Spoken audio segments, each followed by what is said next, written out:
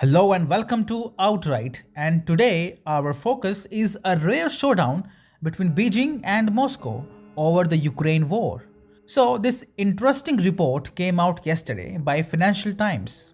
It claimed that Xi Jinping had warned Vladimir Putin against using nukes in the Ukraine war.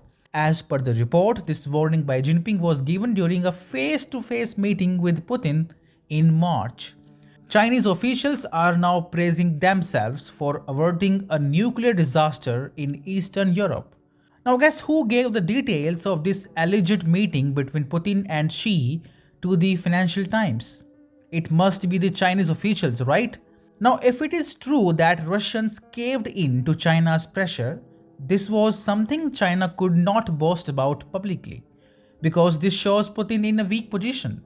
This report shows how Beijing wields a strong influence over Moscow. It looks like the Kremlin takes orders from the Chinese Communist Party. So, what the Chinese did was they simply leaked the deeds to Western media. It itself kept mum. Even the Chinese state media did not touch this topic. And when this report was published by Financial Times, the Chinese Foreign Ministry refused to comment. It is clear China does not want to say this thing publicly to avoid antagonizing Russia, but at the same time, it wants to fulfill its ulterior objectives by covertly leaking details in the media. So, what are those objectives? First, it wants to score brownie points with the West and especially Europe. It wants EU to believe that China is the key to maintaining peace in their neighborhood. It is a part of China's wider plan to rally the EU behind the anti-US campaign. Secondly, the move also served as a message for Moscow. And the message was that China is the boss now. It kinda asserted its position as a dominant partner in their bilateral ties. But hold on, this interesting story became even spicier when the Kremlin released a statement over the Financial Times report. Russian state media RT ran this story titled Kremlin denies report that Xi warned Putin not to nuke Ukraine. Russia also blasted the Financial Times for making fictitious claims.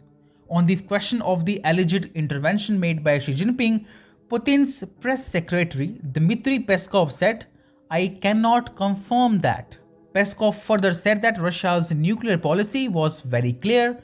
It will only use nukes when its existence is at stake. Last month, when questioned about the use of nukes by Russia against Ukraine, Peskov said, "First of all, we have no need for that. Second, the very speculation about this is a factor that lowers the threshold for the use of weapon." By rejecting the Financial Times report, Russia has rejected the assertive claims made by the Chinese. Simply put, Putin rejected the Chinese propaganda, and this is not the first time when we are witnessing a silent showdown between Putin and Xi. When the so-called Wagner rebellion took place in Russia late last month, China was the only major Russian ally who shied away from publicly backing Vladimir Putin. Turkey, Iran were quick to back Putin amid rumors of a coup in Russia, but China did not say a word. This was really big. Now, in the last part of this video, I want to bring in the India angle here. US and India are coming closer than ever, all thanks to China. Similarly, Russia will also look to solidify its defense and trade ties with India to wean itself off its dependence on China in the long run. China will be the common factor in deepening of India's partnership with both US and Russia.